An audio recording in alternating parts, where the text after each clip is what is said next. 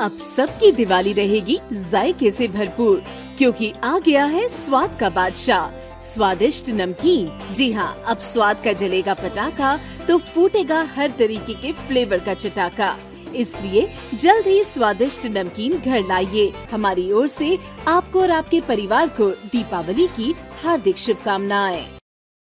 जळगाव जिल्ह्यातील 14 तालुक्यातील 67 महसुली मंडळामध्ये दुष्काळ सदृश परिस्थिती जाहीर करण्यात आली असून दुष्काळग्रस्तांना देण्यात येणाऱ्या सर्व सवलती लागू होणार आहेत, अशी माहिती मदत पुनर्वसन व आपत्ती व्यवस्थापन मंत्री अनिल पाटील यांनी दिली आहे।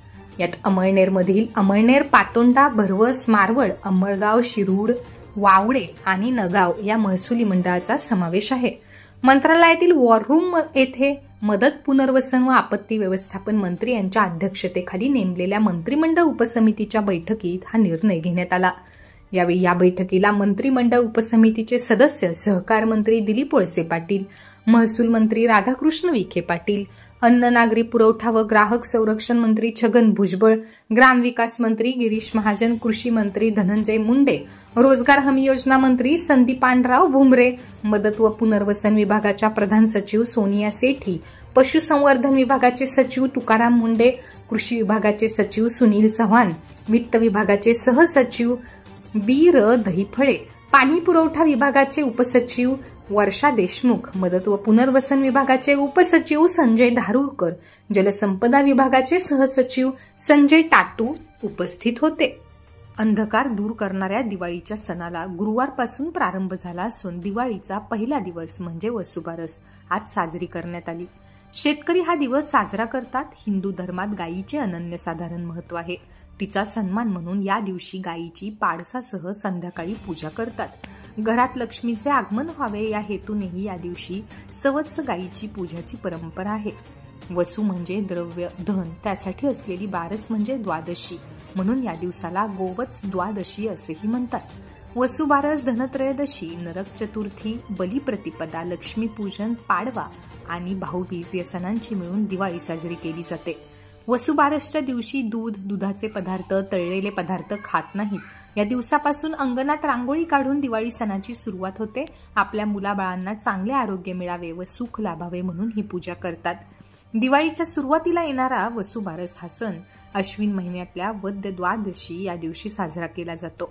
समुद्र मंथनाच्या वेळेस 5 कामधेनू उत्पन्न झाल्या होत्या असे पुराणात सांगितले आहे।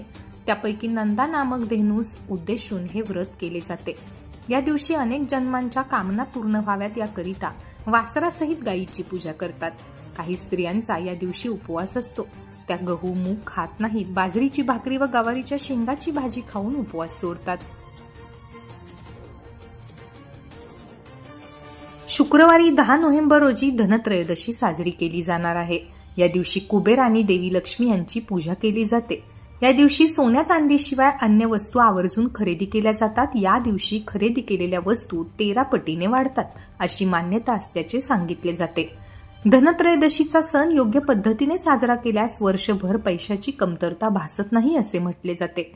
या दिवशी सोने चांदी खरेदी करण्याचीही विशेष महत्त्व आहे। धनत्रयोदशीच्या दिवसापासून दिवाळीचा सण साजरा करण्यास सुरुवात होते। लक्ष्मी पूजनाच्या आधी धनत्रयोदशी साजरी केली जाते। या दिवशी धनाची पूजा केली जाते। यावर्षी धनत्रयोदशी शुक्रवारी आली आहे। शुक्रवार हा देवीचा वार, लक्ष्मीचा वार। चांगल्या मार्गाने, चांगल्या हेतूने कमावलेली संपत्ती आपल्या घरात टिकून राहावी, वृद्धिंगत व्हावी या दृष्टीने धनत्रयोदशीला धनाची पूजा केली जाते। अमळनेर तालुक्यात यंदा दुष्काळ सदृश परिस्थिती असली तरी जुनी परंपरा असल्याने अमळनेरकर आपल्या ऐपतीप्रमाणे सोने खरेदी करण्यासाठी शहरातील सराफ बाजारातील श्री बालाजी गोल्ड पॅलेस आणि आशिष अलंकार या दोन्ही पेढींना आवर्जून भेट देतात। दिवाळी सणानिमित्त नागरिकांमध्ये गुरुवारी खरेदीचा उत्साह दिसून आला। शहरातील बाजारपेठ नागरिकांच्या गर्दीने भरलेली पाहायला मिळाली। कपडे, इलेक्ट्रॉनिक वस्तू, मिठाई यासह इतर दुकानांमध्ये ग्राहकांच्या स्वागतासाठी खास सजावट केली होती। तसेच वस्तूंच्या खरेदीवर विविध सवलती देण्यात आल्या होत्या। त्यामुळे नागरिकांच्या चेहऱ्यावर खरेदी करताना वेगळाच आनंद होता। या गर्दीमुळे बाजारपेठ परिसरात वाहतूक कोंडी झाल्याचे चित्र होते। आजपासून दिवाळी सण सुरू झाल्याने यानिमित्त बाजारपेठेत इलेक्ट्रॉनिक वस्तू, सोनं, कपडे, मिठाई, आकाशकंदील, विद्युत माळा, पणत्या, रांगोळी या वस्तू खरेदी करण्यासाठी नागरिकांनी संध्याकाळी मोठी गर्दी केल्याचे दिसून आले। नाशिक पोलीस परिक्षेत्रीय वादविवाद स्पर्धेत तृतीय क्रमांक पटकावल्याने पोलीस हवालदार डॉक्टर शरद पाटील यांचा अमळनेर पोलीस स्टेशनचे वरिष्ठ पोलीस निरीक्षक विजय शिंदे यांनी सत्कार केला। मानव अधिकार जनजागृती प्रीत्यर्थ नाशिक पोलीस परिक्षेत्रीय वादविवाद स्पर्धेत विशेष पोलीस महानिरीक्षक नाशिक यांच्या कार्यालयात आयोजित करण्यात आली होती। त्यात जळगाव जिल्हा पोलीस दलातर्फे डॉक्टर शरद पाटील यांनी प्रतिनिधित्व केले व स्पर्धेत तृतीय क्रमांक पटकावला व जळगाव जिल्हा पोलीस दलाचे नावलौकिक वाढवल्याने पीआय शिंदे आणि सहकाऱ्यांनी डॉक्टर पाटील यांचे अभिनंदन करत सत्कार केला। आगामी लोकसभा आणि विधानसभा निवडणुकीच्या पार्श्वभूमीवर अमळनेर विधानसभा युवक काँग्रेसची आढावा बैठक पार पडली। यावेळी युवक काँग्रेसतर्फे युथ जोडो बूथ जोडो या कार्यक्रमाचे अनावरण करण्यात आले। भारतीय राष्ट्रीय काँग्रेस पक्ष आपले स्वातंत्र्य आणि धर्मनिरपेक्ष विचार, पक्षाची ध्येयधोरणं देशातील व समाजातील तळागाळाच्या लोकांपर्यंत पोहोचवण्यासाठी तसेच विद्यमान केंद्र व राज्य सरकारच्या जुलमी धोरणांविरोधात आवाज उठवण्यासाठी युथ जोडो बूथ जोडो कार्यक्रमाच्या माध्यमातून संकल्प करीत आहेत। या असंवेदनशील सरकारच्या विरोधात सर्व नागरिकांनी एकत्र येऊन लढा देण्याचा निर्धार या प्रसंगी युथ जोडो बूथ जोडोच्या माध्यमातून करण्यात आला। तसेच तुषार संदानशिव यांची महाराष्ट्र प्रदेश युवक काँग्रेसच्या प्रदेश सचिवपदी नियुक्ती झाल्याबद्दल, आसिफ छोटू बागवान यांची काँग्रेस शहर उपाध्यक्षपदी नियुक्त झाल्याबद्दल, शिरसाळे ग्रामपंचायतीच्या लोकनियुक्त सरपंचपदी माधुरी दीपक सूर्यवंशी या भरघोस मतांनी निवडून आल्याबद्दल त्यांचे व मराठा आरक्षणासाठी 3 दिवस अन्नत्याग करणाऱ्या हर्षल जाधव यांचा यावेळी युवक काँग्रेसच्या वतीने सत्कार करण्यात आला। त्याचबरोबर पुढील रणनीतीवर चर्चा करण्यात आली। तालुकाध्यक्ष गोकुळ बोरसे, मनोज पाटील, केडी पाटील, बीके सूर्यवंशी, आसिफ बागवान यांच्या, युवक काँग्रेसचे अध्यक्ष महेश पाटील, शहराध्यक्ष तौसिफ तेली, हर्षल जाधव, मयूर पाटील, पंकज पाटील, राजेंद्र भाट, मनोहर पाटील, गौरव देशमुख, कुणाल चौधरी, तौसिफ बागवान, अक्षय पाटील यासह पक्षाचे पदाधिकारी व कार्यकर्ते यावेळी उपस्थित होते।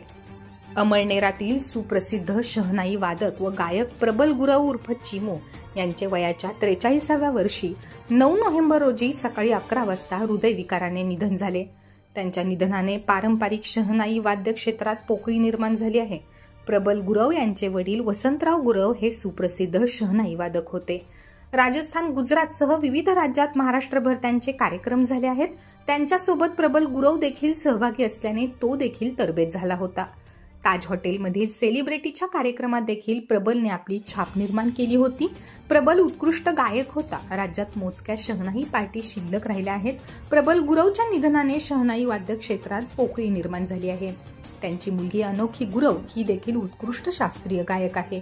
त्यांच्या पश्चात आई, पत्नी, मुलगी, भाऊ, वहिनी असा परिवार आहे।